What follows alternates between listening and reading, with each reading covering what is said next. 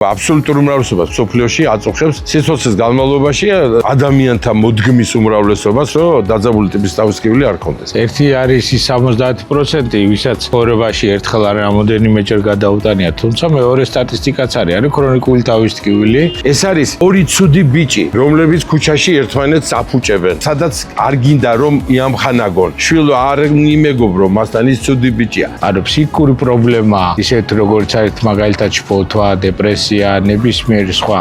შესაძლებელია პირველად გახდეს მიზეზი დაძაბულობის თავისკივლის. თავისკივილის გამო რამდენი ოჯახი დაინგრა, რამდენმა შვილი ვერ გაზარდა ჯეროვნად. არ გააჩინა კიდევ ერთი შვილი. ბავშვის მოსწრება, საკუთარი კარიერა, წარმატება და მიუღებელი სიამოვნება, გაცდენილი დაბადების დღეები, არ წასვლა მივლინებაში, არ წასვლა დასასვენებლად. პაციენტი უნდა იყოს ბედნიერი, თუ გამოკლებს არ დაუნიშნავს ექიმი. მაგრამ ჩუმად იღებენ თავს მერე. შენთან არ მოდიან, იმიტომ რომ ფიქრობენ, რომ ცარიელ ხელებთ რა თმინდა მის. ანუ საქართველოში არ ცემენ პატივს ექიმის აზრს.